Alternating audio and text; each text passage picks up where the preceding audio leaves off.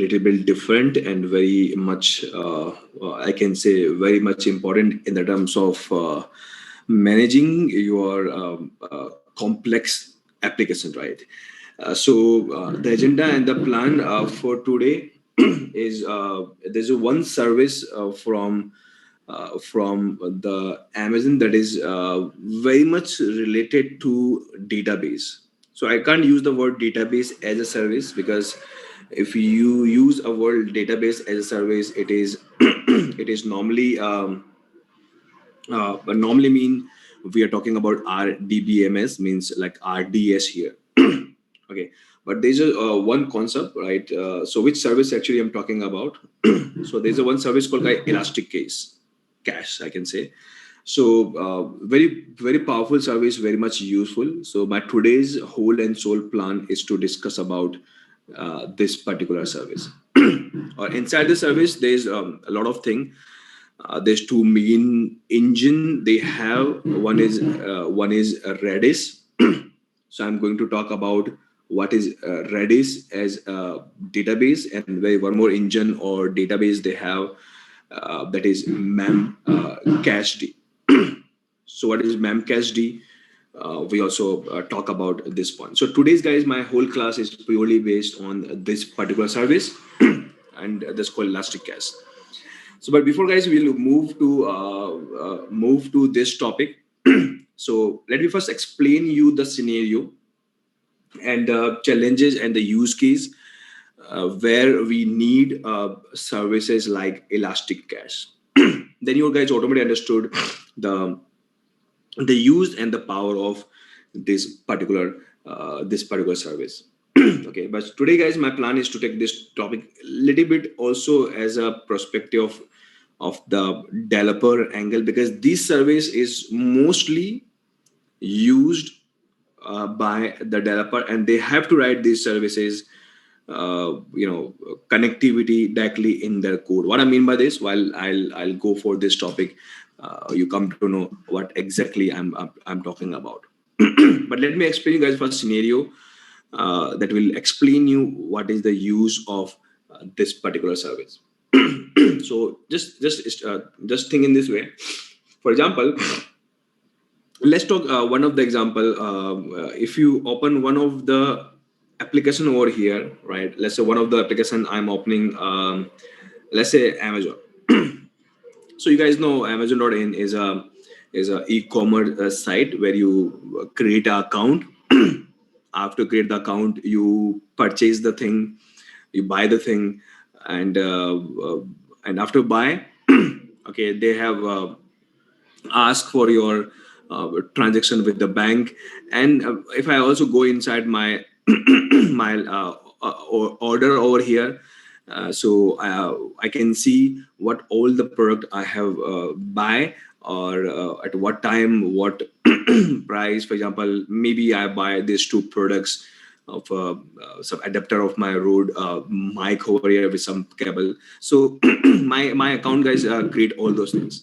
Okay, so what I'm talking about, let's try to go a little bit more in simple and clear form. For example, if you talk about this particular website, this website is a purely app, and I can say this app is a e-commerce e-commerce app. Guys, can you hold for a second, please? Can you hold for a second?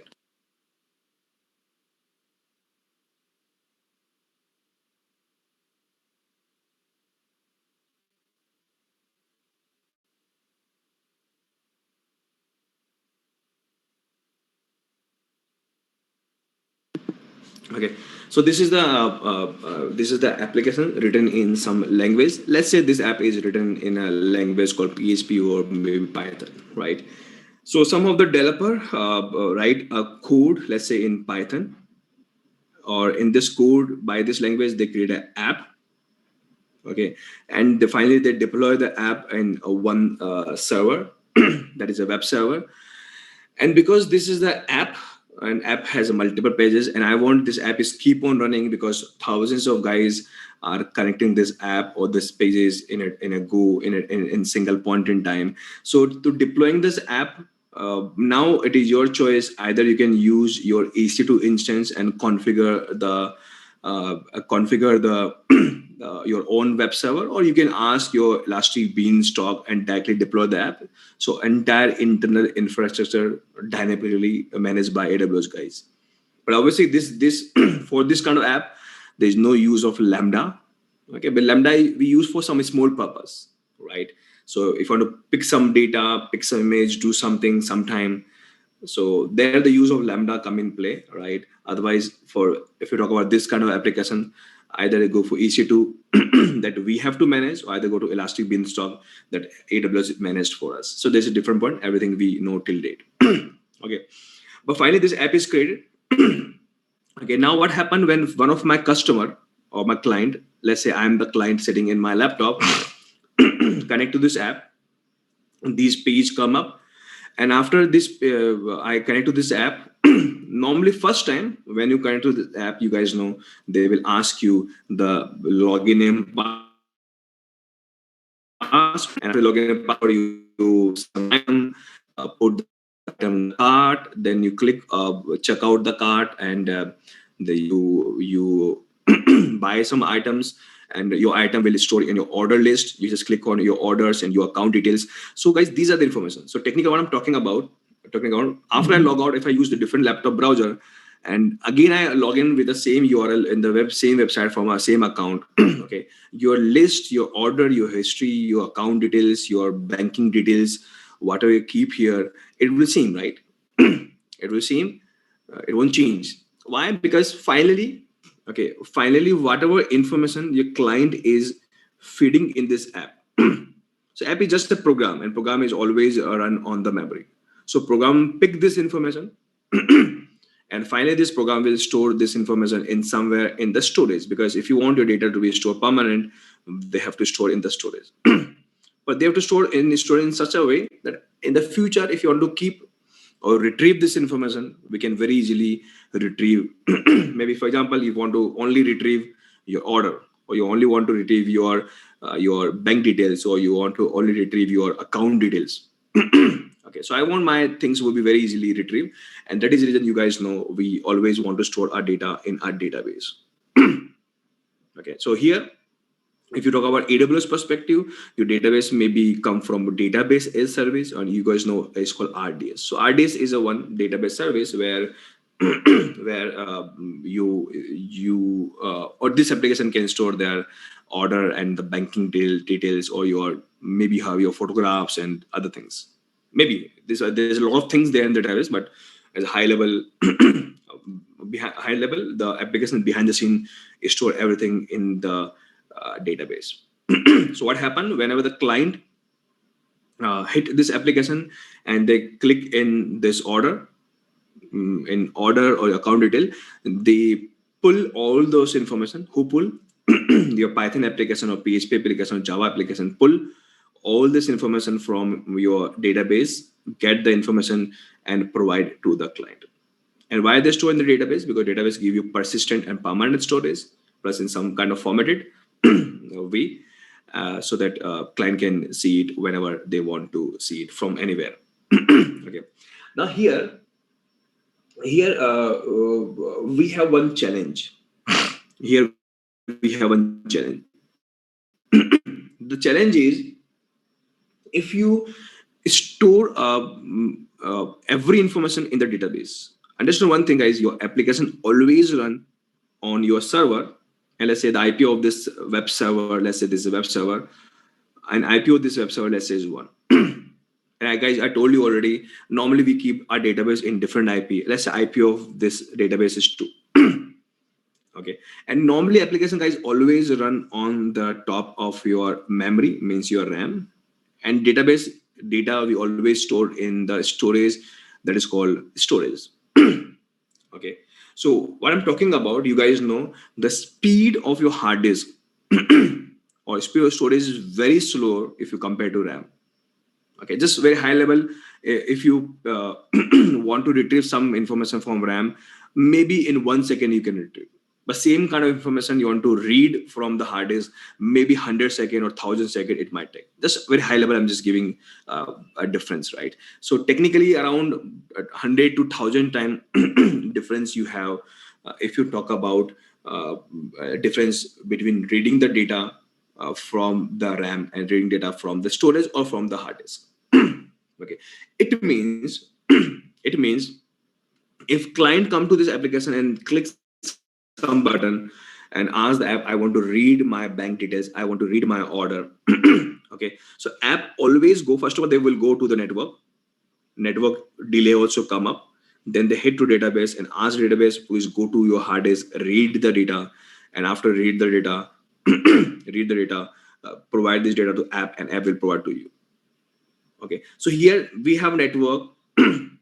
Okay, but the biggest challenge here is, challenge means, if you talk about client, and if your client click on your one link here, for example your account, and if you click in this account, and if you see guys, this application is keep on waiting and keep on waiting, and after 5 seconds you get your answer, right? So for the client perspective, it's not a good user experience. They see this site is very slow. But maybe you have a great internet speed with your client, and you have a great program with a high performance computer you have. Okay, but technically network may be good, applications may be very much powerful, RAM and CPU, everything is good, but in this world storage is always the thing that is always slow, even though if you use very powerful speed of SSD hard disk and powerful hard disk, but comparative with the RAM, they are always slow. So if you talk about storage, the only bad thing in the storage world is every time kind of storage you go, normally storage always always slow in the comparison of network or in the comparison of the RAM. So in this kind of connectivity, we always use the word called bottleneck. So storage would be our bottleneck, right? They slow down the thing. And because they slow down, so client, for the client perspective, when they click, everything goes slow down. But if you want to give a client very quick speed in terms of, as soon as the client connect, click on some button, the output come up. You want the thing to be very faster. Okay, you want thing to be very faster. Plus, you also want thing to be permanent. Also, it is not like this. Client click and things will come very faster. And if you want the things to be very faster, we can keep everything on the RAM. But you guys know the challenge in the RAM is volatile. So as soon as system reboot, the data goes. So we have to balance. We have to keep the thing faster also. Okay, and if you keep the thing faster also, we have to take the help of memory or the RAM. But I also want my thing to be permanent or persistent. I have to take the help of storage. So technically, the motto here is, what I'm trying to tell you here is, I want whenever client click on some button, and wherever we need to fetch something from the storage, I want, as soon as they click, how faster we can provide this information to the client. Okay, so here we have to use certain strategy, right? Strategy would be something like this, right? What can we do? Okay, what can we do? Normally, when client come to this page, even though guys, this information also is seeing right now, these are the also the information coming from some of the storage. It's there permanent, right? But it's also coming from the storage. So what we do, we can analyze all of our client. For example, right now I'm sitting in Jaipur, okay, or maybe in India as a country. So this Amazon guys can analyze mostly from India, from Jaipur, at this point in time, what kind of requests come more. They have some kind of AI or artificial intelligence or some kind of machine learning they use, and they come to know which kind of requirement mostly this current point in time or day come from here, from these regions. Okay, and they feel mostly the guys are looking for mobile phones or ACs and washing machine, all the things here. So what they do, okay, they can take a proactive step. Step, right? And step would be, everything is there in the storage, maybe in RDS, and there's other kind of storage also there. It's called NoSQL storage, but technically the things is there in the storage. So they can take a proactive step. Okay, and those things that is keep on right now being being used by my current customer in this region. They get this information and try to put this information on their RAM. Means what are data you have in your hard disk, and this data they actually we are managing into database, and this database is in the hard disk, and normally it's called in disk. This data is in disk.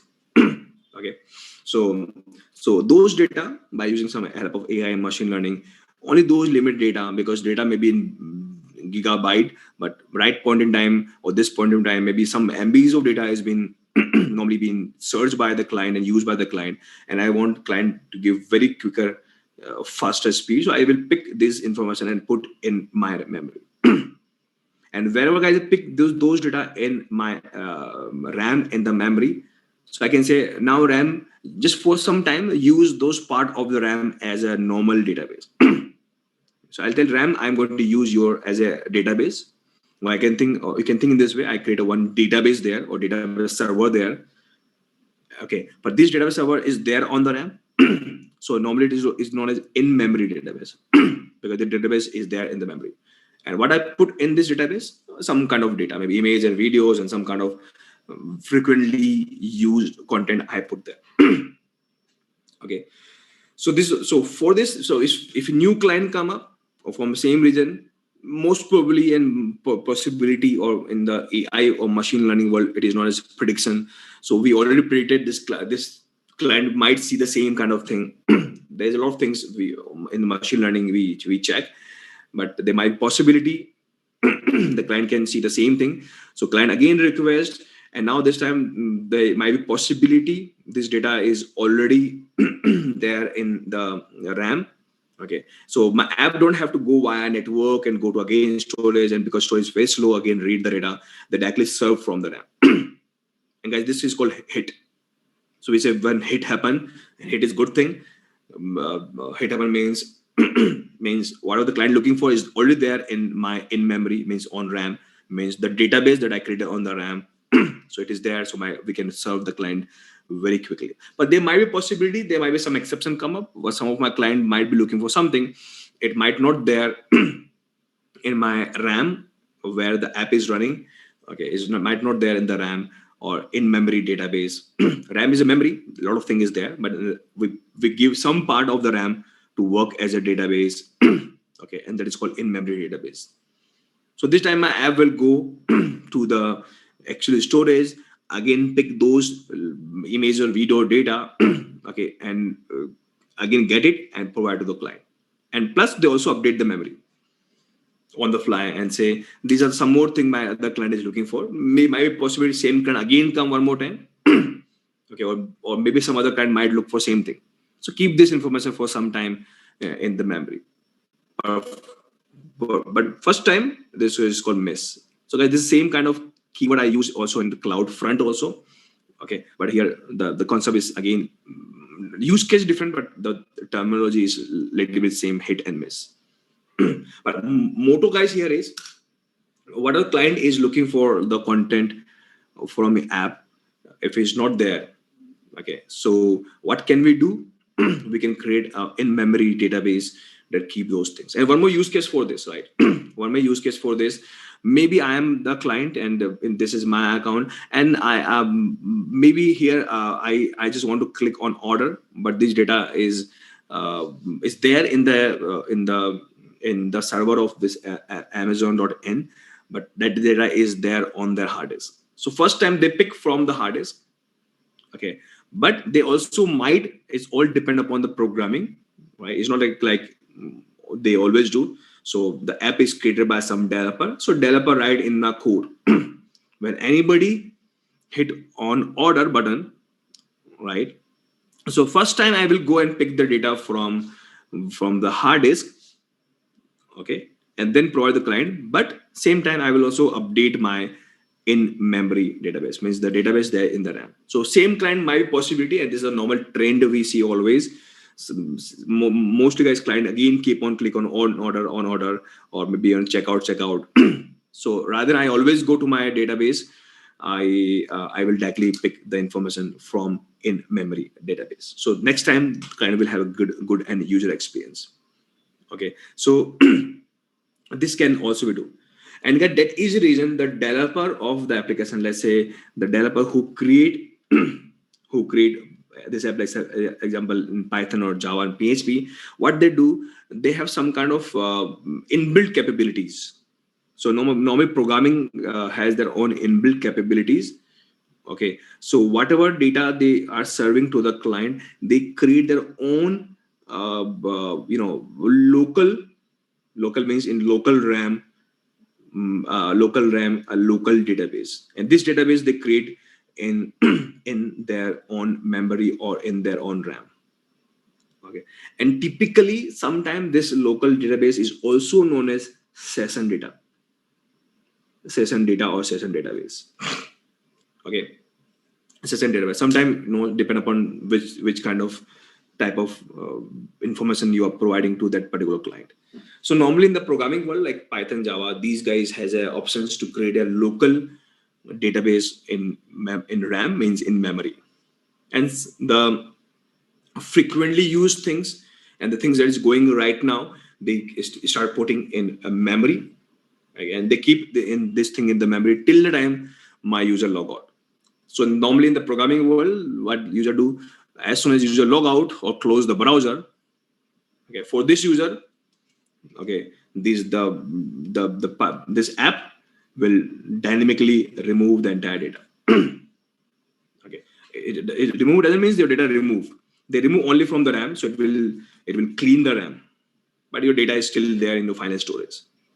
Because obviously after we log out, my client log out or close the terminal or so close the browser, obviously we feel the client again right now they again won't come. So let's better clean the RAM so that we can give some extra space to other clients. Okay, so this is one more thing. So normally this is a practice done by developer. As a cloud guys, we don't do this. This is the pure skills of the developer and the programmer who create their local cache or local database or session data. Okay, but typically guys, this term is known as cache. So whatever data you have in a file storage, you keep in the RAM. Okay, where in RAM, in memory. Okay, where in some box called database, but this part of database is known as cache. So this is a term we normally use. We store our data in the cache so that we can give to next time the user very quicker and very fast. Okay, but in this complete process, we have one big challenge. Okay, so right now what I'm explaining to you, anybody who are in the web development field, okay, or anybody over here in the full stack development, okay, so maybe guys you have done a programming of where you maintain the session or you maintain the caches or you maintain the maybe cookies, maybe sometime cookie also maintain inside the session actually. So if you ever see this is a very commonly used thing we always do. But in this architecture, what I'm talking about, we have some small challenges. Okay, and what is the challenge? Let me explain. Okay, so this is good architecture, but finally you just try to understand what I'm trying to convey you. I'm trying to convey you that we want a client will have a faster serving in the terms of content. If you keep on pulling the content again and again from the storage, okay, thing will be very slow. And one of the example, maybe if you can take, for example, if I want to buy this mobile accessory, I just click here and put on the cart. Okay, and maybe washing machine, I just click here and put on the cart. So this is also information I'm selecting. Now it is a choice of the developer of the app. After my client select, obviously I want to memorize, right? So either you store this information in storage, that client want to buy this, okay, means your card information they want to store in the storage. Okay, or what they do, because they know they are serving and they are clicking very very fast here, or maybe just one click you want to see all the cart you have or all the order you have. So they want the thing to be very quickly stored.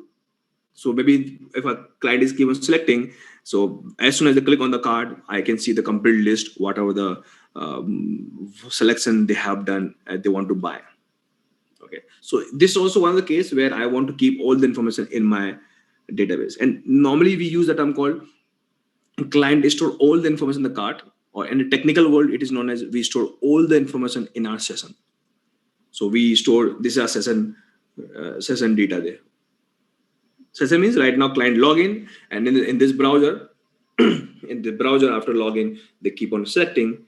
So right now my current session is going on with the Amazon.in here, and all things that I want to buy is stored in my session. So in my session means in my cart, or in my cart means at the Amazon server end, my application store everything in their local memory. Why? One of the big reason is because of the speed. This is one of the big reason, because if keep on storing the storage, it they can store if they want. Is again all the planning of the developer or the designing of the developer. Okay, but they say I want to give a quicker speed to my client in managing the cart. So I'm putting the information in the session, and for session information I'm putting in my current RAM. So I can retrieve faster, I can change faster, I can remove faster. Okay, so there's multiple use cases, okay, where my developer want to keep the information in memory. Okay, so technically this is called on disk. Actually, this is what is called on disk. So we store any data on the hard disk, right? This is called on disk. If you want to store any data in the RAM, it's called in memory. This is a very commonly used term we use. Okay, difference, the speed. This is the big difference. Okay, but in this architecture we have big challenge. Okay, what is challenge? Let me explain you. Okay, so so now guys, the diagram is again something like this. So we have a server. Server is running with the app. Server also have a RAM, and in the RAM we create our database. Again, understand one thing, guys. I'm creating a database server, or also known as cache server. Okay, in memory. That's what we have created. And who create this is normally the duty of the programmer. Programmer create in their coding.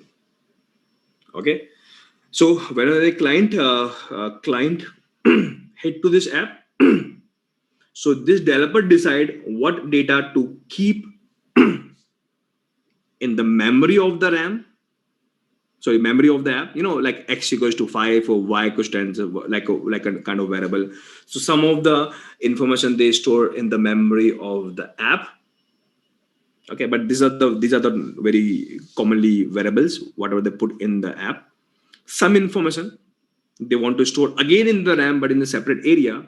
This called database, called cache server, cache database in memory. Like one of the example is frequently used links or frequently used items or card or sessions information, right? Something like this. Okay, maybe your login information also. They maintain cookies, so lots of things is there. And plus developer decide some of the part maybe they want to store permanent in the hard disk. So they write some code in the app and they say some of the data I want to store finally in my storage, in my database. So directly maybe in file system like NFS. So depend what developer want, they can plan it properly. Okay, so this is a very commonly used design, I can say. But here we have big challenge. The challenge is, okay, and that's what we have already discussed. Right now, this app is running in one server, let's say EC2 instance, and let's say the EC2 instance IP is 1. And you guys know for this kind of site we have thousands of clients come up every second. Okay, so obviously one single server doesn't help you. So obviously we need a lots of server, let's say IP2, IP3 with exactly same app. So same app code we can copy here, same app code we can copy here. You guys know how to do. And you guys also know how we balance the load between the client and the server. We put load balancer like ELB.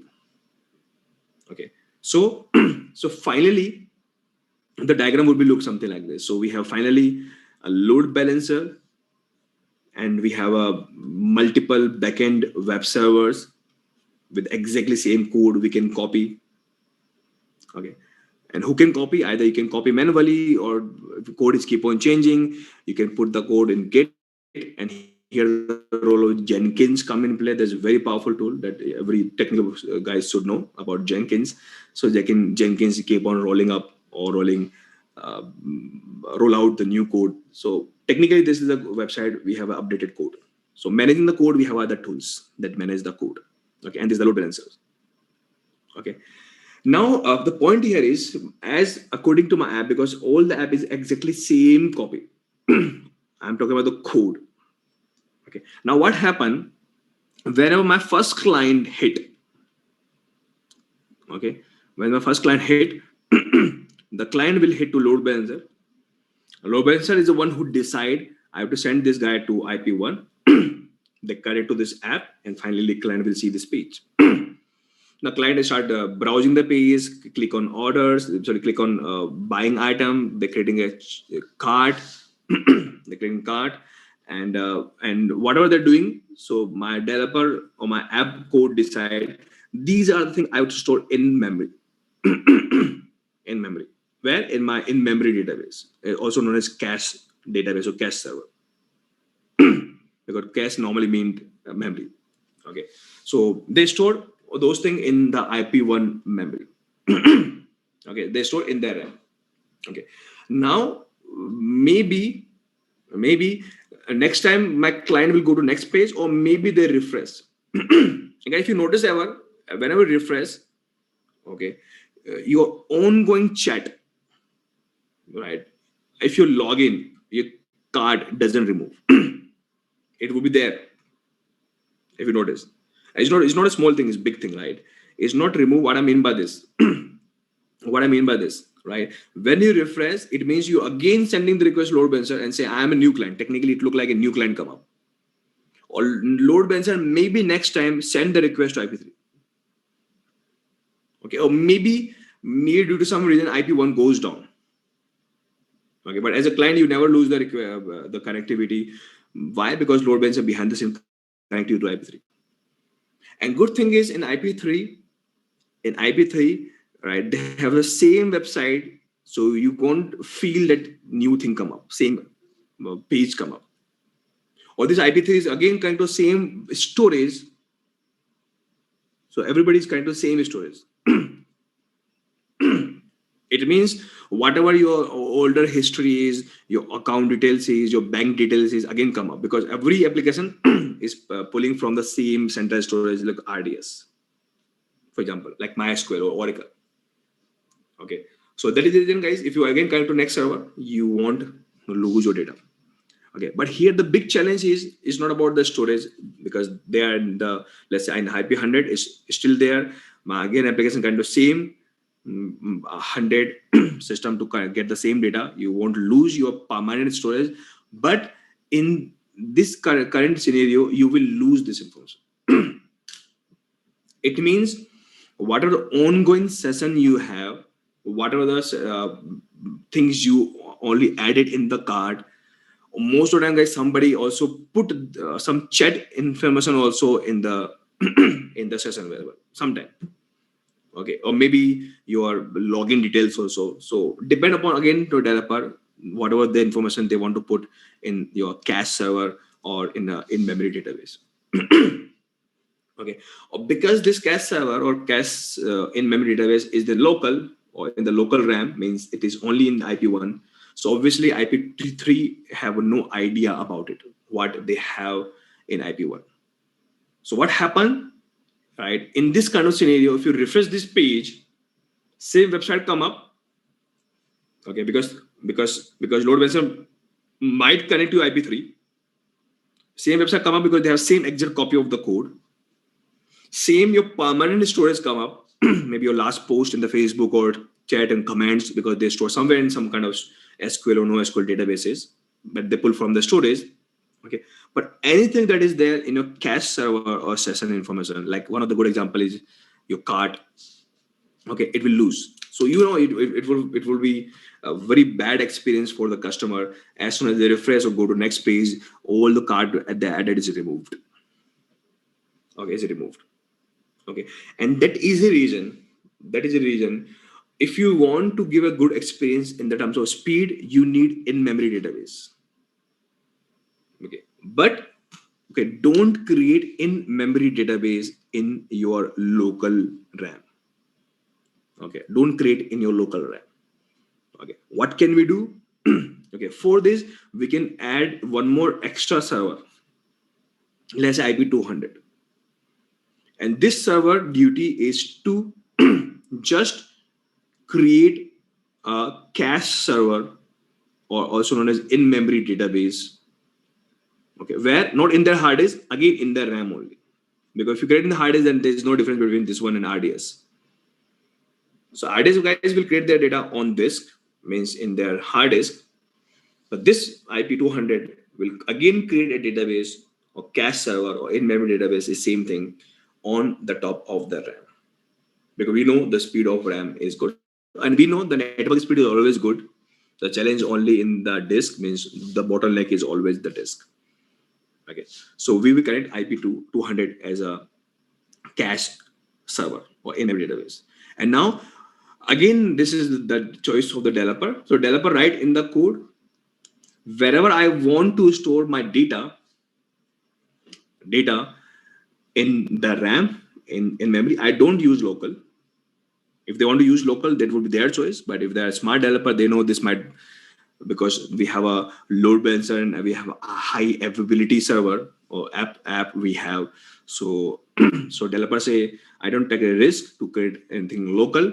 So whenever I feel in my app, whatever data I want to store in memory, okay, so in my app, I will write some code, and this code will go and store the data in IP200. Means data will store again centralized. So now next time if the client refresh, or maybe my one of IP goes down, my load balancer might connect to IP2, same app come up, all the permanent data will again they pull from the storage. Okay, but all the cache information they don't have in the RAM, but in the same app we have the same code, they will again pick from the same IP 200, because 200 is still there. 200 is still there, so we pick from the 200. It means as a final client perspective, they refresh thousands of times. And believe me guys, right now if I refresh, there might possibility I connect to a different server. But my live session, a live card, live chat, depend guys what programmer has stored in the cache server or RAM. They exactly same thing come up. So the client perspective, everything is seamless, but behind the scene, right? These kind of architecture has been created in all the application. So guys, if you talk about any e-commerce site, any big site, everybody maintain the cache server, and none of the guys normally maintain the cache server in local system. They have a different set of computer where they keep the cache server, and not only one cache server. Again, they have a copy of cache server. They have a cluster of cache server. Why? Because if one of the IP 200 goes down, then 201, 202, 203. So we can create a cluster of cache server, so like the cluster we create in RDS also. Okay, so that due to some reason, if some of my cache server goes down, so we can fail over to different IPs. And between these guys, we have a replication and all the things support. Okay, and guys, this is the main topic for today. This is the main topic for today. Okay, how to create a cache server. And there's a lot of product available in the market to create a cache server. Okay, to create a cache server. Okay, but understand one thing: cache server means you are putting your data in RAM, so it is known as in-memory database. So there is lots of cache server product available in the market who will create in-memory database to store data there. The two very much useful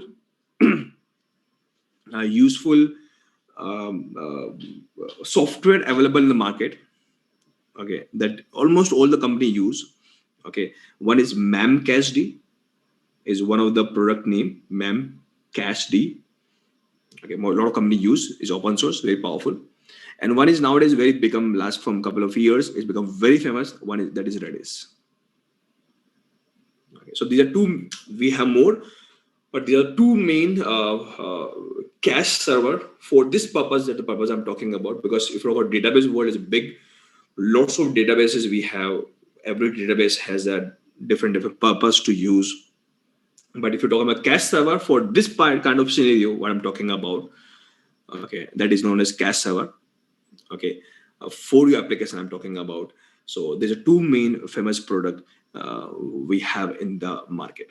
And guys, these two products are the open source, very much useful. Even though I myself implemented this product in multiple company. And last few year ago, this is the one of the great product I have implemented in the one of the in US, right? So I was at Washington DC. So they have some government sector. Okay, they actually using Redis in some of the medical laboratory and some other government sector. So I was the one who implemented Redis over there. Okay, but there's other companies also, like if you go to GitHub, or you go to some other companies, right? They use Redis, and some company use Memcached. Some company has their own customized version of cache server. They get the code from Memcached or Redis and enhance those code, right? There's different point, but these are two core product available in the market for the cache server. Now, point is, guys, these are the product. You can think this product like a MySQL, or this product like a Oracle, something like this. So these are the product available. Now it is your choice. Okay, just launch one EC2 instance, get Memcached software, install it, and configure your database. In this case, you have to manage your Memcached, or in this case, you have to manage your Redis. Okay, or because these are two main products, is very much useful in the market. So what Amazon has do, what AWS do, they say we are giving you managed service. Managed service, where you don't have to worry about to installing the EC2 services, giving the RAM and CPU, giving the network bandwidth, scale these guys. If something fail, create a Memcached cluster, Redis cluster, everything will manage for you. Okay, this is a managed database. So they say I am giving you managed database for what? Cache server. Again, it is something like RDS. So RDS is also a managed database, but they give you PostgreSQL, Oracle, or MySQL there. That you don't have to configure. They give you, and directly you have to start putting the data and reading the data. Same thing here. They give you managed service. Where they give you cache server or cache database or in-memory database. And where they're offering two databases product. One is Memcached and Redis. And name of that service of AWS is called Elastic Cache. So Elastic Cache is just a service name from the AWS. Okay, like RDS. But behind the RDS, they have a lot of different databases available: MySQL, Oracle, and maybe MS SQL. Similarly, Elastic Cache is also one service where they're offering two database behind the scene. There they use the word called engine. So they use two engine behind the scene. Either you go for Memcached or either you go for Redis, depend upon your requirement. They have some difference, but you can choose anyone. The core use of both the guys is same, but Redis is a very much powerful. They have come up with some extra capabilities. So if you want to go for Redis, you can go. But understand one thing is a very simple rule. If some product come in the market that give you some extra capabilities, that makes that product slower. So if you compare Memcached and Redis, Memcached is more powerful in the terms of speed than Redis. Okay, but they come with very limited feature. Okay, not from the AWS, because Memcached is not the product of AWS. They are just using it. Okay, so it's a by default feature of Memcached. But if you want to add some extra feature, then go for Redis. Both the guys are super fast if you compare with RDS or like normal databases. Super fast. But if you just compare Memcached to Redis, Redis has some more extra feature. What is that extra feature? I will explain you. Memcached has a little bit lesser feature, but compared to the speed, right, Memcached is faster. Okay, but both are good, right? So that's what, guys, the topic is, right? Topic is. So technically, I'm in the Mumbai region. If you go for services and if you go for databases, okay, database RDS we have already discussed. There's a database called Elastic Cache. It's just a service name. And if you see here, okay, Elastic Cache is mainly for web services, web application. Okay, and it help you to manage in-memory cache. And why distributed? Because we can create multiple cluster of Elastic Cache, also Memcached or Redis. Okay, that's what they are talking about, right? And if you go for the engine means what they support. So they have two choices. Either you can go for memcached or either you can go for Redis. Means two database, whatever you want to use, you can use here. Okay, but understand one thing: this product is more for the developer. Okay, because developer is the one who decide what they want to keep in the memory. Okay, so technically it's not like a cloud engineer or admin guy say no, I want to keep this here and there. So developer design their planning. For example, the application is created by some developer, this Amazon for example, and they decide I want to keep all of my chatting information in RAM. I want to keep my card information on RAM. I want to keep maybe the frequently used basis by Vimal right now on the RAM till the time Vimal login. So it's purely based on the planning and based on the developer or further planning of your particular team of the developer or project. They decide what information they want to keep. But mainly, most of the information we keep here to give the quicker speed or faster speed to our customer. Okay, so technically, in the code of the developer, in the code of the developer, we have to keep and tell this part is stored on in memory database, and this part actually go and store in the final storage, means your RDS, means your MySQL, something like this. So developer will decide what to use, and that is a reason because this tool is directly used by developer. So that is a reason in our CSA training, right now AWS CSA training, this purely admin training, we don't have so much detail about memcached and Redis in our program. Even though whatever I discussed till now, that much is not there. This is just at an introduction level we have in our program. But if you go to developer track of AWS, there they talk a little bit more about these two products. But right now, guys, what I'm doing, the way I told you yesterday, most of guys here also doing developer track. So it is extra benefit again for CSA guys right now. So I'm talking guys this topic a little bit more in depth. So developer will have their part complete, and CSA guys, means the admin guys, also get extra knowledge about these two products. So I'm taking this topic a little bit in advance, so you get the idea how the thing works. And today, guys, I have to use some kind of coding, because behind the scene code is the one, or Python code or PHP code is the one who gonna use these services. So maybe you guys might not be comfortable with the coding, but don't focus more on the coding syntax. Just try to focus more on the conceptual part. Okay, just try to visualize this. This is the way thing work. This is the way we store the thing on memory and something like this. Okay, so I'm going to show you the demo of both memcached and Redis. Okay, so my plan would be something like this. My plan is something like this.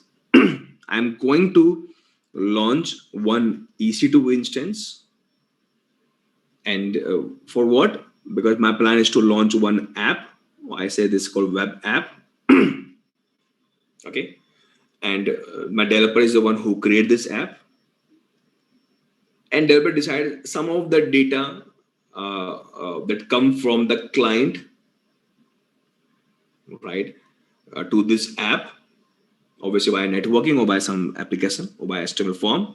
I want to keep those data in my cache server. Okay, so developer write in their code, okay, that we have some cache server, central cache server. It might be Redis. Now it is their choice they want to use, or memcached. Okay, so in the code they write this part of the data, right, I will go and store in the Redis, or maybe they can use both, depend if they want. Otherwise, normally only one can be enough. Okay, so my this session data or this cache data I want to keep in my Redis. And what is Redis? It's just a product. Okay, it's just a product. Okay, and by this product we can create a server called cache server. So technically this IP may be 1, this IP may be 2. So my developer has to write in the code that go to IP2, give the data to this guy, and this guy store data in memory. And obviously, guys, if they store in memory, it means till the system running, data will be there. By chance, if you reboot the system, you will lose the data. And that is the reason, guys, we never reboot the cache server. Maybe some kind of failure happened, there's a different point. And that is the reason it is always recommended. We don't create only one Redis server, we create multiple Redis server in IP2, in IP3, and IP4. If one of the server goes down or fail, or maybe reboot also, guys. Here, the challenge of reboot also. Okay, but 3 and 4 is still there. So we can get the data from IP3 and IP4. Okay, and guys, by chance, this concept is called, right, what a data, it means initially what a data my code is sending to IP2, same data we copy here, same data we copy here. And because we're copying the same data, that is called replication. So in the Redis, we have a capability to go for replication. Okay, so this is a one thing. So technically, but yeah, my point is, if you reboot your Redis server, you will lose the data. Okay, see, that is not available in the MySQL databases because they are keeping the data in the storage. I don't want here because storage make the things slower. Okay, so here you don't reboot. But if something fail, we can create multiple systems. They will copy, sync the data. That's called replication. Okay, and that is called cluster. So we can create a cluster of Redis, or we can create a cluster of Memcached. Okay, something like this. So let me guys show you this practical. So for this, I need a one EC2 instance. So I can show you how the thing work. Okay. So I'm launching one instance here, new instance. And let's say I'm launching from Amazon Linux. Okay. And I'm launching this guy in VPC 205, my default VPC. Okay. One instance. Let's say this is my web server for cache something, right? Security group, just I'm allowing all right now. And that's all. So this is a typical normal server I launched here. Okay. So my plan is to just to simulate this server, that this is a web server. I'm not going to guys create a complete web application, but those guys who are following me in my Python training, in my IIC Right channel, where we are delivering the free training of Python, and some of my classes, I talk about how to configure API and CGI. So they know how to create a very basic Python application. Okay. So today's guys, they can enhance this, that Python code and add some more code, and that code will go and store data in Redis. Okay. So that is a in initial level, they can add some in their web application. So I'm not going for that, creating a very small program here that will simulate that you are a web application. And you are storing your entire data in your, not in local storage, not in the MySQL kind of database. You're storing your data in your cache server.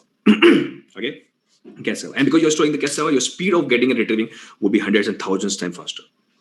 That's what I want. And that is a mean core idea behind why. And that is the reason why we use the word called cache. Okay. So it's something like this. So by the meantime, guys, they're launching even the launch. Let me connect to this IP. So this is a pure normal typical Linux system. Okay, 1 minute.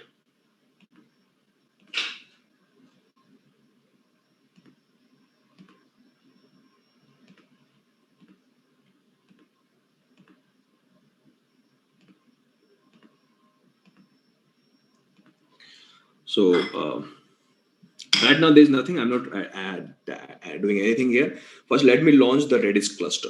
Okay, then we'll come back to this screen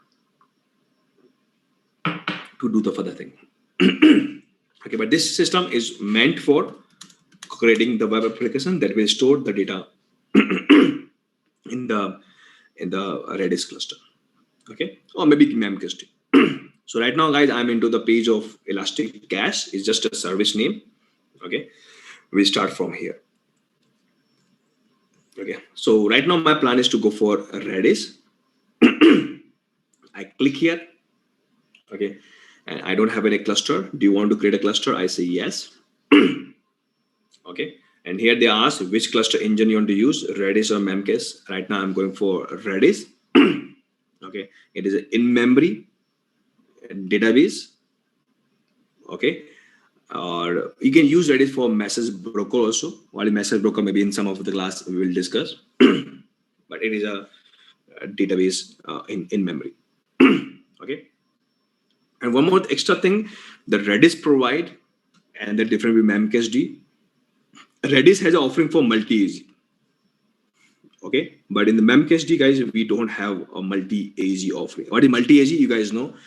Same concept I already discussed in my MySQL RDS.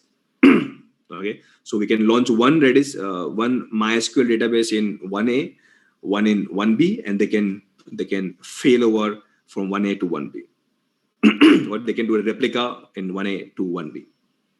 Okay, so that support Redis also have. Okay, plus but Memcached don't have this support.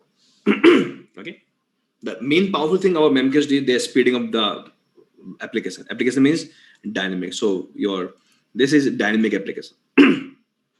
Okay, so there's an extra thing Memcached have. Otherwise, in the feature perspective, in terms of multi-AZ support or failover or something else, Redis provided. Okay, so I'm going for Redis. Do you want to enable cluster mode? Right now, I'm not enabling, but you can enable a cluster. Cluster means multiple Redis system you can create. Everybody can do a replica. If one of them goes down, it will automatically do a failover, like a HA, high availability you can do. Right now, I'm not doing here. So I'm just going for Redis as a by default. Okay, I'm launching obviously in Amazon Cloud. Give your cluster name. So I'm saying my Redis. That's all. Okay, and this is the port number of Redis. Like MySQL, every server has their own port. So this is a by default port number of the Redis 6379. Okay, and the node type, because obviously Redis, this is a managed service. So Amazon will launch a Redis server in one of the EC2 instance. So you have to tell the node type. So I'm clicking and say right now I don't go for this much because it will charge me. It is free tier. It's not coming in the free tier, I can say. So I go for T2 micro. Okay. So this is free tier. So I'm going for free tier. So it won't charge me for this testing. Okay. And right now, even though I haven't selected cluster mode, but they ask me, do you want to go for multi-AZ?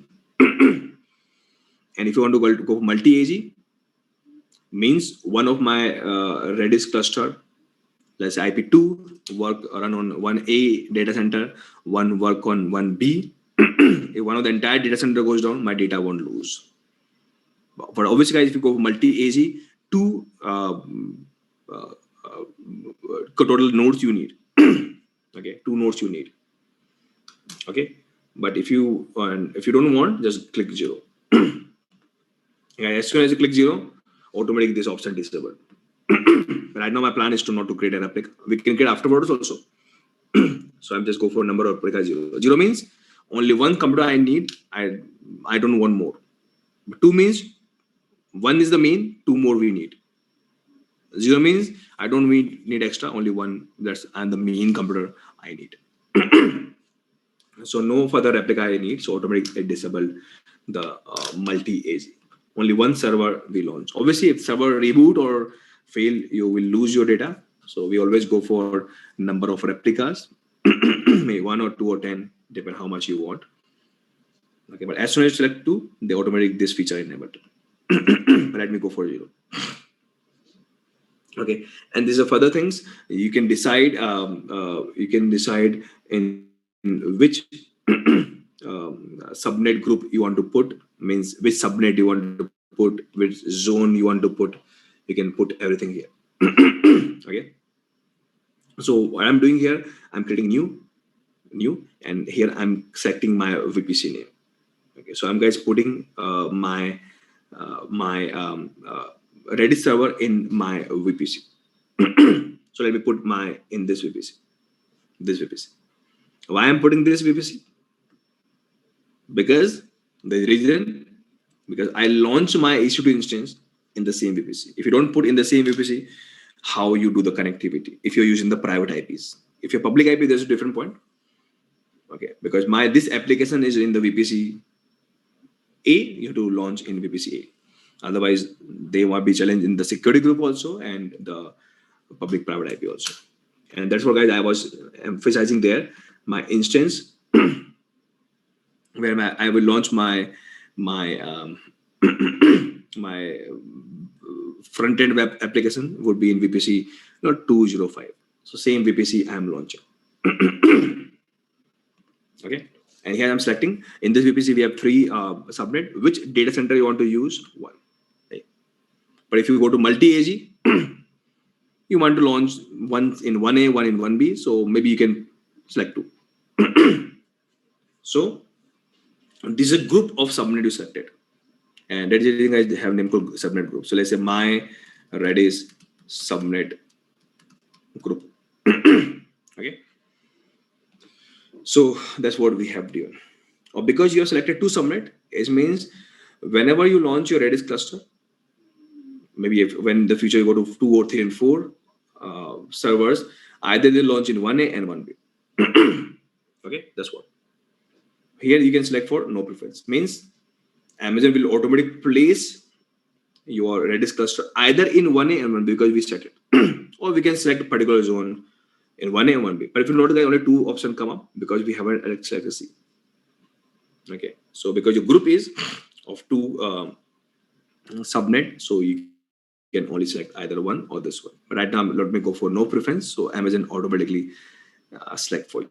So guys, this concept we know, right? So I'm just doing a little faster because subnet and placements we do discuss multiple times because we have done VPC in very detail. Okay, and the security group, you know, so I'm going for this by default security group. Okay, and this by default security group, if we try to read, they say anybody in the same VPC try to connect, they don't have any issue, and that's what I wanted. Okay, so because my EC2 instance and my Redis cluster going to be in the same VPC, so the security group allow anybody in the same VPC. Otherwise, we can change the security group that you guys know, but we can do. And if you want to put the data on rest and transmit, means any data that transfer from the network. So from application data transfer to Redis, I want all data go in encrypted way. That's called in transit. Why I want any data they store in the Redis memory means RAM. So that time also they're encrypted. That's called at rest. So you can go for any of the encryption. Right now I'm just not doing. So that's what you can also do here. Okay. And one more thing here. Okay, in Amazon, Redis has one more extra feature. You can create a backup. So all the data that you are storing in the Redis, you can keep on doing the backups. Okay, you can keep on doing the backups. Yeah, now you can set, do you want to create a backup automatically? How much time you want to keep your backup? 1 day, 2 days is a retention period. So these features actually come in the Redis. But if you go to Memcached, you don't have an option of the backup. So Memcached come with very limited feature, but this kind of facility you can get in Redis. Okay. So technically, I'm not doing any great thing here. I'm just trying to explain all the things, but technically, this is the way to configure the Redis. One click,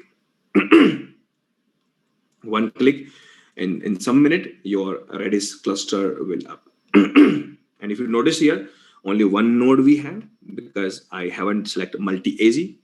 So there is no replication. So only one node we have in my cluster. That's called single node cluster we have created. Okay, it's clustered. And right now this cluster is creating. So we click in this name. in this name. So we don't have any endpoint. Let's go primary endpoint. And you know what is endpoint? Endpoint is the IP address, because my cluster is created, is creating. But after cluster create, you will have the IP address. Okay. And why we need the IP address? Because this cluster we create once. This IP address we provide to my developer, and developer will write this thing in the code and say, now whatever data come up, I want this part of data will store in Redis. So I give this IP address or the endpoint, same thing, to my developer. They use it. Okay. So we'll wait for some time. After the create, this will come up. Okay. But by the meantime, let's move to this part, how to write the code. So right now, guys, I'm writing the code in a language called Python.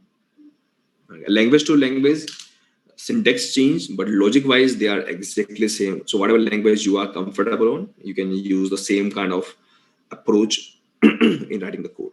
Okay. So what I'm doing, I am going to Python. So here I'm using Python. Okay. So let's say this is your web server, and web server, we write the code of your web page, and inside the web page you write some code where you will connect to Redis and store the data there, and read the data there. Okay. So technically, if you talk about the code will go to your database called Redis. Okay. Either the code will store the data or they will read the data. As there's only two use, right? Either they store, either they read. But if you want to store the data, that is called actually here set. We have to set the data. If you code want to read the data, that's called get. So this same function we have in our code. Whenever you want to save your data in database, means in memory, you can use set function. When you want to read it, you can use get function. That's the only thing you have to do. Okay. So let me show you. So for this, I need Python. I'm using Python version 3. I don't have right now. And anything that you want to do in the Python, for example, you want to integrate with Redis, so you need Python library also for Redis. And for Python library, I need pip3 command. I don't have. So I'm going to, guys, store first software. Just go Python 3-pip. What this software will do,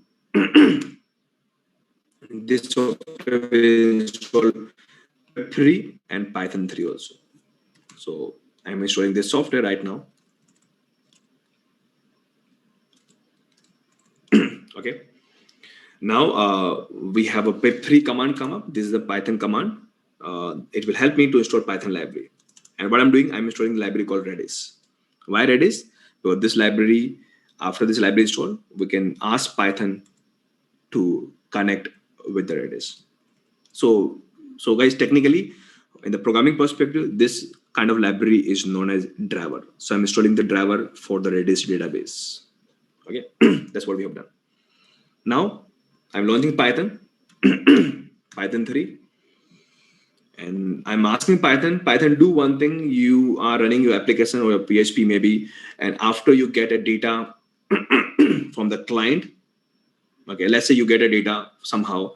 So let's say you get a data, client has some card, and you just selected a mobile phone, for example.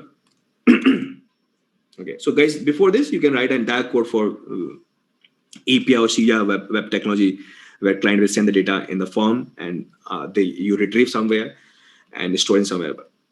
So that part I'm skipping, because obviously we are not in the development class right now.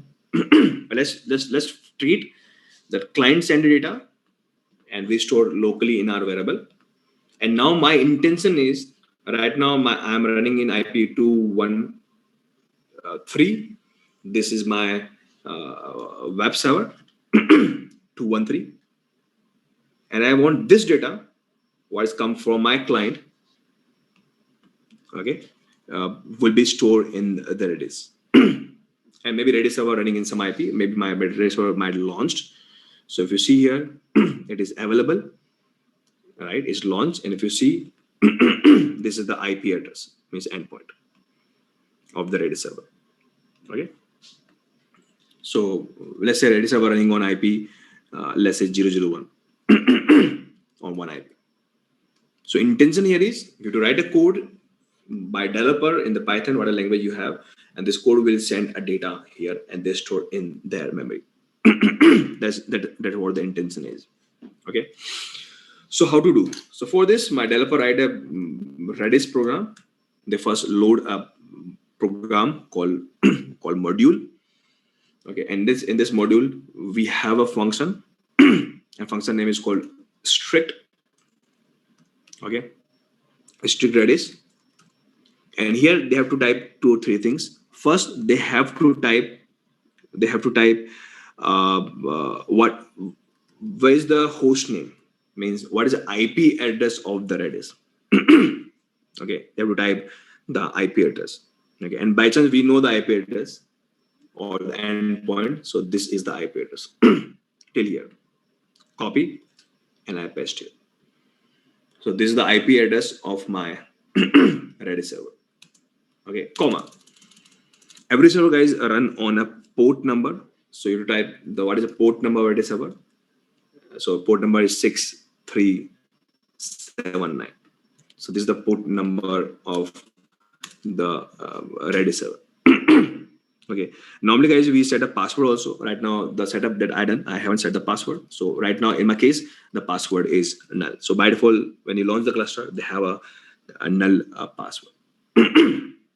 Okay. So this is a function in the Redis that will help you to connect to this server, to this port, and this password. Again, this is called connection string. Same thing we have done seen in MySQL also. By since I use MySQL command. Here I'm using Python. And I'm storing everything guys in a variable called R.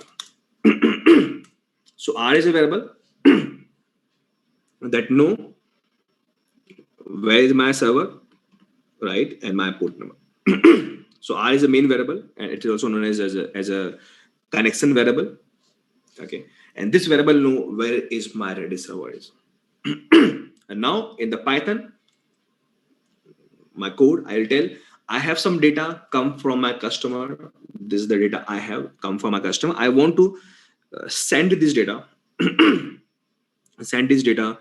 to my Redis server. So for this, we have a set function. Okay. So let's say I want to send a data. So what is my data? So my data is there in the variable called cart. So I want to send a cart variable. But understand one thing, but very straightforward. If you want to send some data and you want this guy stored, so right now you want to store a data called mobile. Okay, mobile. So obviously, guys, if you're storing some information somewhere, maybe in the RAM, maybe in the hard disk, you want to assign some variable. So in the future, I can again go back and say, what data you have in next variable, give me. Assign some variable. And guys, here this variable is known as key. So we can give a variable name here. So in the set function, you have to give your variable name and your value. And now to your choice, you can directly give the mobile also. Right, mobile. But because we store mobile in the variable, so we can give the variable name also. Same thing. So finally, X equals to cart means key equals to variable. It'll go to the Redis cluster. But where is Redis cluster? So R is a variable who know. So I have to start with R dot something. Okay. So R is actually anybody who know programming. R is object and set is one of the method here. Okay.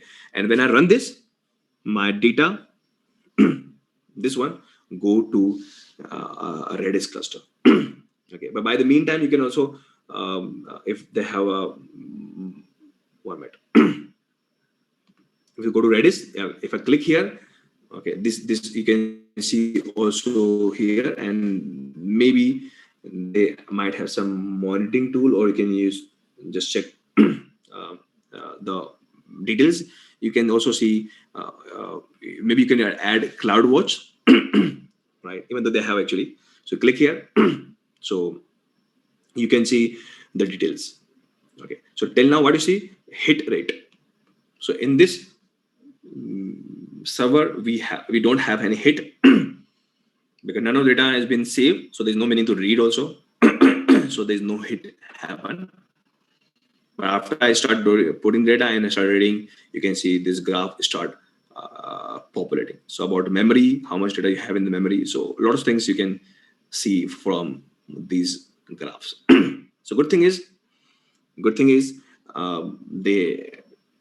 this kind of tool dashboard give you pre-created graph from the CloudWatch. So very commonly used and commonly used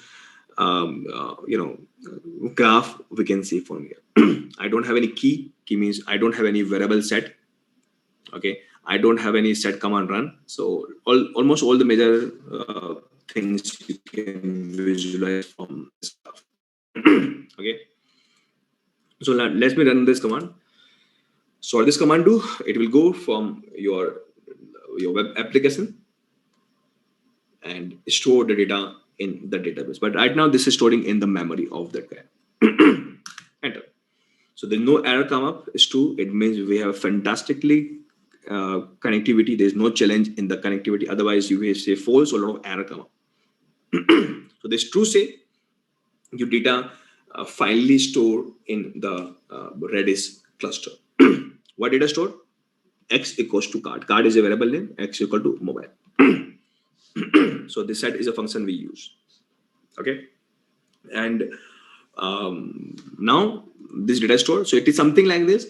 It's something like this. As soon as we click on some button and add on the card, so this information, this application behind the scene on this function, and they say somebody select mobile. So it's something like this. Okay, so by chance now if the server my client is connected, if the reboot and connection server change, your data is stored in the database. Okay, next time if the client want to pull the application, maybe in the different server they connected because load balancer. Okay, but they again connect to same server and they pull the data. And how to pull? For this we have a r.get function. Okay, so I'll tell r that there's a variable there. It's called x. I store something there. Please go and retrieve. And if you see here, what they retrieve? Mobile phone. So what I send, they retrieve. Okay. So let me share this code to you. Very interesting code. Simple code, but because it is very simple to use. Okay, but it is working great. Okay. So I'm trying to simulate the environment. So what I'm doing here, let's say you store a mobile phone and you lose the connection. And how to check? If I close this program, it's like we lose the connection. And let's say I change my server. After reboot, from my client, my server changed. Let's say I hit to a different server. Okay, but they again running the same Python code. Again, they know the actual IP address of your Redis. Redis, because the Redis server IP is same. But let's say my program change, my web server change to the client. But even though, if they again want to read the data, same data come up. That's the interesting thing. Okay, but anybody who know programming, they know, right? If you create a normal variable, for example, if I create y equals to 5, I can read the y. If I exit, this y is stored in my current memory. It's a local. By the program exit, everything is loose. If I again connect the Python and try to read y, we won't find it. But after the program connect or connectivity disconnect, we lose our session data. But anything that you have in the Redis, it is still exists. But you have to always connect to Redis, obviously once, to tell where is Redis is, and you can get your older data again. You won't lose it. Okay, so this also stored in the RAM.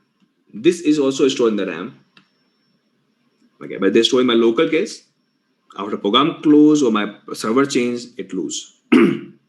But in this case, my program change or program close or whatever the case would be, okay, this data won't lose. You see, still we get the thing. But it will be there till my Redis server is up, because Redis also store everything in in memory. But if I reboot my Redis, let me one refresh first. If I reboot my Redis, so everything we stored in the server will be loose. Okay, now you can see, guys, there's some change in the graph, because we are, see here, we have some storing some data here. Okay, and we see some extra memory, network flow, and some more thing you can see here, new connection, where somebody is connected right now. Okay, so we're keeping something in the caches. Okay, you can now see some kind of cache miss, some hit happen. Okay, and some more thing. Okay, so some information is coming, and they're also picking some other information, even though we have very, very limited transfer we have done, but you can see some small change in the graph. But by chance, again, let me go to Redis again. Okay, so this system is running right now, only one node. But if you reboot, I don't have any other node, right? So if I reboot this guy, I will lose my data. So let me show you. I'm just rebooting this guy. Reboot. Reboot means again they come up, but they are not storing the data in your in your physical storage. But if you reboot MySQL Oracle, you won't lose your data, because they're storing everything in the storage. But if you reboot here, so they're storing the cache memory, means your RAM, you will lose your data. So right now, guys, if I again try to read, I won't able to read, nothing is come up, because right now my server is rebooting, so I don't have connectivity. But after they reboot, you again won't get the data. Okay, that's the thing about the Redis. But they're super fast if you compare with other database that's called on-disk database. Okay, so let me do, guys, one more time. By the meantime they are rebooting, let me show you the demo of memcached also. Memcached. So I don't have a memcached cluster. So let me create a memcached also. Okay, so here I want to go for memcached. Okay, so that's what I'm doing here. Okay, so let me say my memcache server. They are running on this particular port number. I'm changing a node type. I go for T2 micro. It's a free tier. Okay, and a number of node. If you guys notice one thing, if you try to change to 2 and change to 3, we have a more options, right, to change. Same options we have in Redis also. But if you notice, guys, there in the Redis, we have option called multi-AG. So guys, in memcached, there is no option of multi-AG. What I mean by this, very quickly, let me explain you. Okay, so guys, if you remember in my RDS class, I have explained you about multi-AG. Same time, I also explain you concept called read replica, and I explain you what is the use of read replica. Okay, so it's something like this. This is your main server. Okay, so any of the application client store the data here, they store in their hard disk. But this IP also do one thing. Behind the scene, they are syncing this data to one more IP, exact copy. Or because they are doing exact copy, is called replica. But why they do exact copy?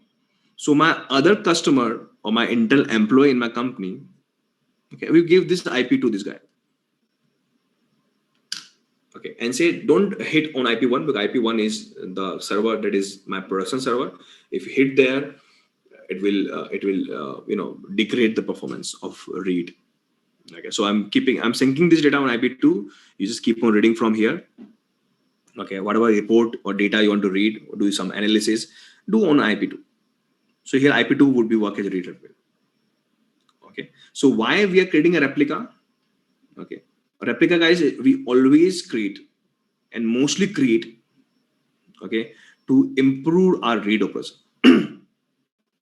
So replication concept, whenever you heard, we'll see mostly replication or replica we create, especially about data I'm talking about or database I'm talking about, is for read or improving the read performance. Okay, and multi-AG means, okay, we have a capability to launch one of the computer in one A data center, one of the computer in one B data center. There's extra capability we have by multi-AG. Okay, so if you talk about Redis, okay, so Redis we store all the data first of all in not in hard disk in the memory, but they have a capability to create a replica. Okay, so my other employees or my other client, my other application, we can connect to IP2, so they can read the same data on IP2. So it will improve the read performance. Plus they have capability of multi-AG. So one of the server I can launch in 1A, one of the server I will launch in 1B. If entire data center goes down, we have a copy on other data center. So this facility of multi-AG and the read replica is available in Redis. but the read replica concept and the multi-AG, both are different concept, is not available in Memcached. They don't have a concept to improve the read replica and the multi-AG. Okay, but even though they are giving this option of node 4, node 5, so what is this? Okay, so there's one more concept, guys.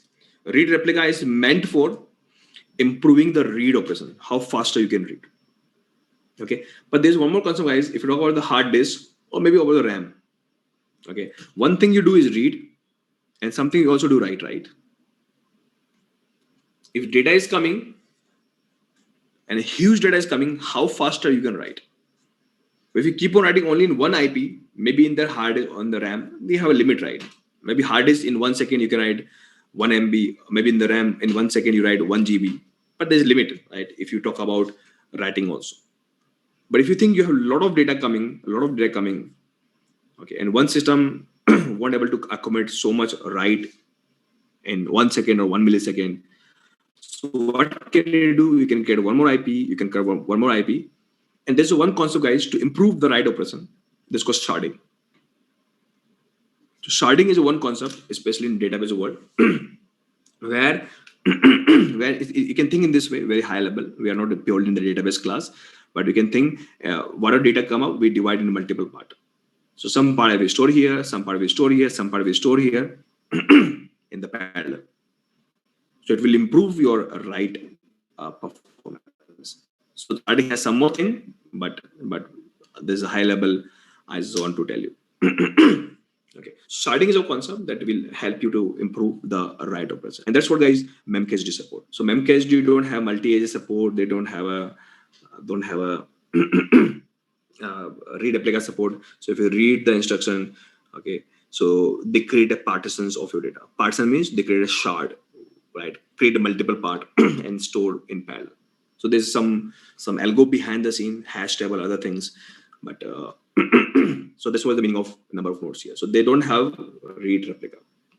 So this again, so Memcached is come with very limited options. Okay, limited options. So I'm going for one. So only one server they create. They store everything in one server. And even though if you go to advanced option, okay, we have option for subnet in which VPC to put security group, but there's no option to backup also. See here.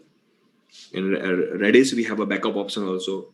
If entire Redis cluster goes down and deleted, we have backup. We can retrieve the data from the backup. But in Memcached, we don't have. So Memcached, I told you, come with very limited support. Okay.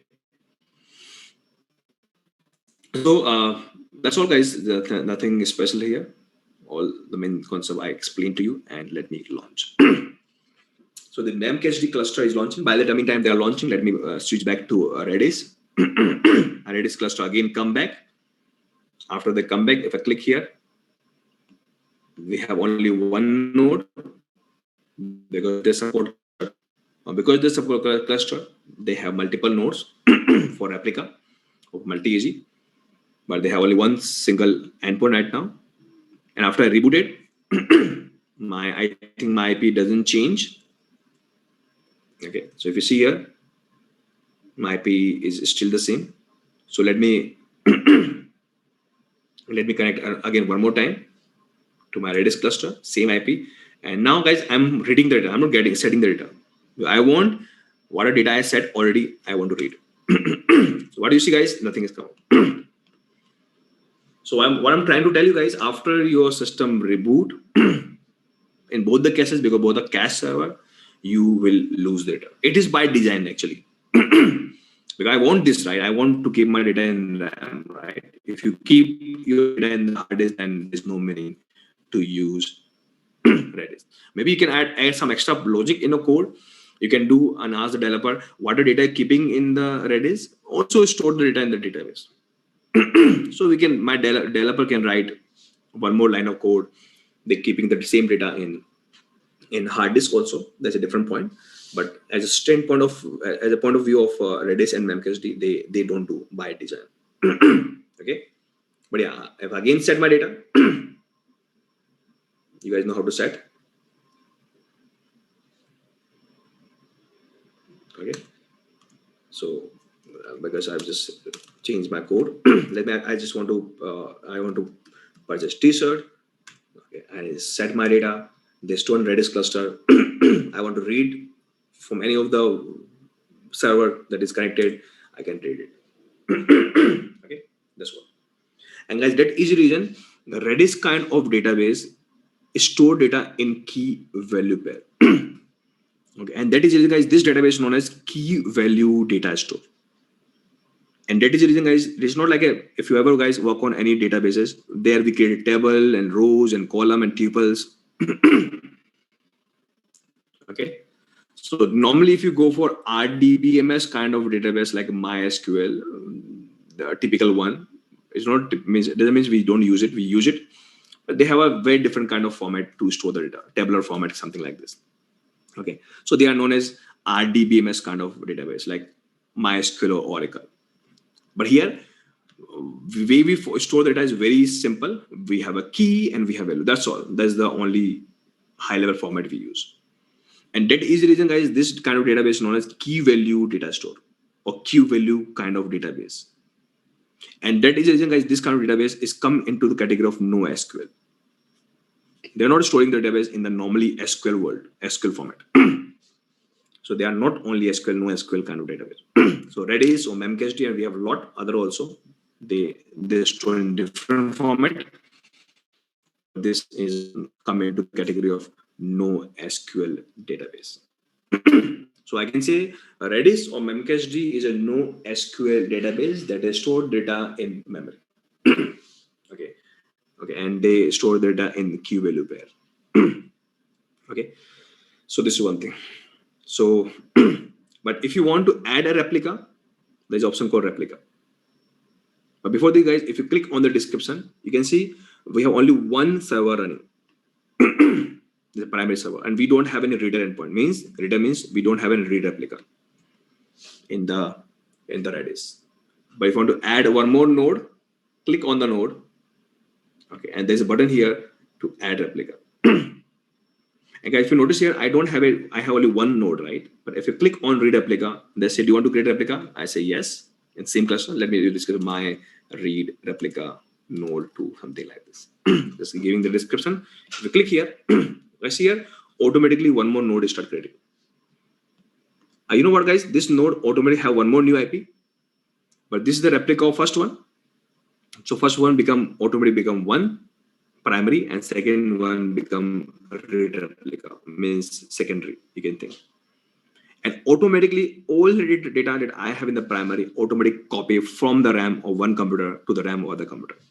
It means if one of my other applications try to connect to my read replica computer, they will get the same data because they keep on syncing behind the scene. I'll show you in a minute. Okay.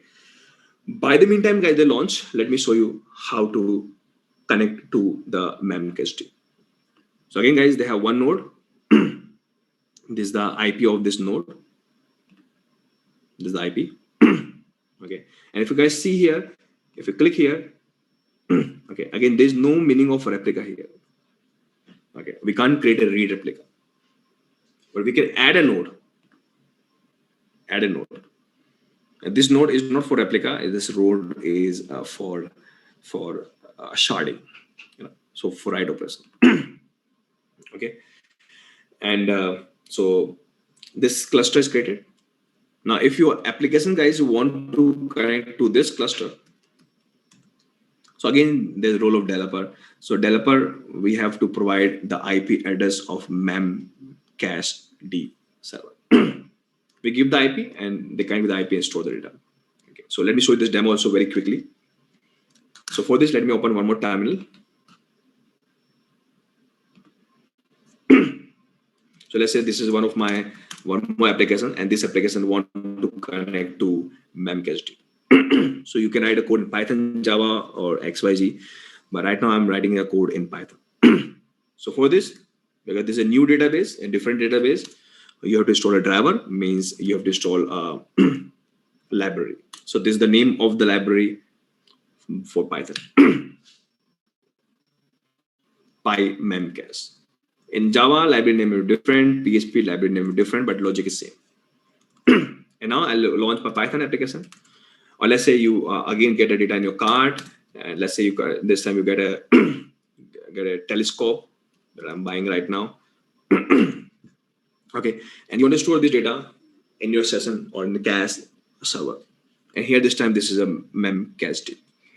Okay, so technically for the memcached server standpoint of view, you, the developer or your application, will work as a client. I'm the client for this database. So that is the reason, guys, this I have to import the library. Okay, import the library, and the library we have a function called client, and this client function I'm importing from a module called PyMemcache in the client in the base. So guys, this is the actually module name come from this library. Okay, and the client function, okay, will ask you, tell me where is the server, and I know my server is this one. So this is the server of my memcached.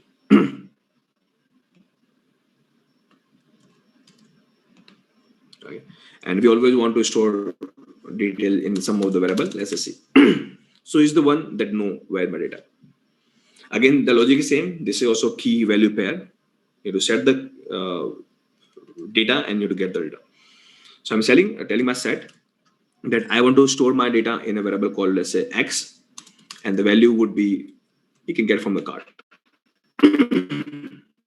This is the value. And where the cluster is, C variable no. That's okay, guys, there is no error common. So we have a good, fantastic connectivity, no challenge. So this data now is stored in the memcached server. In the future, you want to read it. It's simple. I go to this cluster and just go and read a variable called X. And they can get your data. See here, data come up. Again, this is permanent. Permanent means if you by chance your client, because of load balance of server, your server changes, same code is there in mother server also, they will connect to same server and they will retrieve the data. So this is also permanent. In this perspective, for example, if I close this program and again launch the program, or you think you connect to a different server technically, so that server again has the same code, again they connect the same server, and because you already store the data, if you try to read, you can see data again come up. Okay, so you won't lose the data. Okay, but again, this is the cache server. If you reboot your system, you will lose your data. Okay, that's the thing. But here there is nobody to maintain the backup. There's nobody to maintain the read replica. So in memcached, if you reboot, you will lose your data. Even the Amazon giving guarantee, they give you guarantee that this won't reboot. But by chance fail or reboot, then you will lose your data if you talk about memcached. Okay, but if we again go to Redis. Now, if you notice one thing, guys, as soon as I add one more computer, then two nodes come up. One just node and one is for shard in Redis. If you click here, now automatically, guys, one current role started.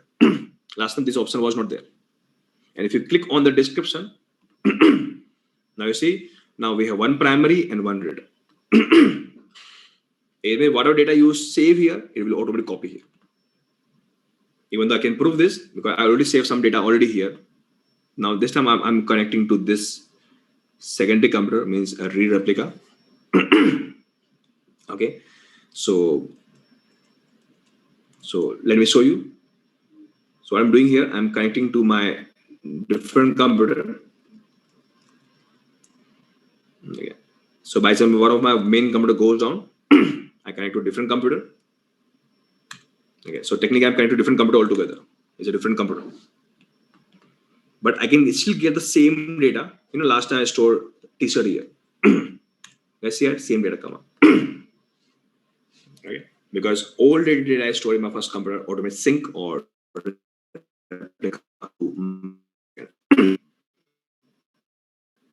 guys, when you add extra node, they will work as a replica, plus they also have a sharding capability. So Redis has all the capability of sharding or a replica, all the things there. But in Memcached, we don't have. But they're faster because they have lots of capability. So compared to if you talk about speed of reading and writing, okay, they are faster if you talk about Memcached. Otherwise, capability wise, they are more. So that's all, guys, about. So guys, I can give you the guarantee, even though if you go for CSA training or developer also, we don't have so much detailed discussion on this service, Elastic Cache. But I believe this is a very, very important service if you talk about the big complex application perspective. So I try to touch as much as I can.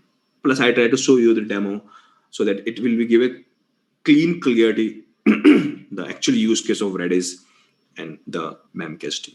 Both are same as a final use case perspective. Now it is your choice by looking at the features, what exactly you want to use.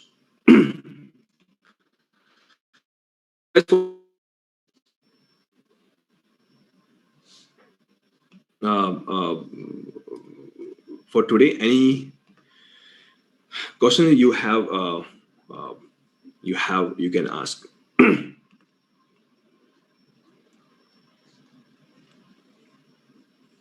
When we are Jenkins program, guys, soon we are starting Jenkins program, and we have also Azure workshop, right? I highly suggest, even though you are the cloud guys, so if you go to Azure workshop also, there I planning to cover lots of things there, because you know a lot of thing about AWS, so it's always good to at least know other cloud. You can compare, which one to use.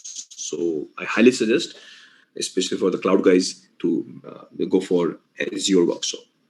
Plus, because we are doing a lot of things as a automation kind of things, we are also launching Jenkins program. So I think next week, or we will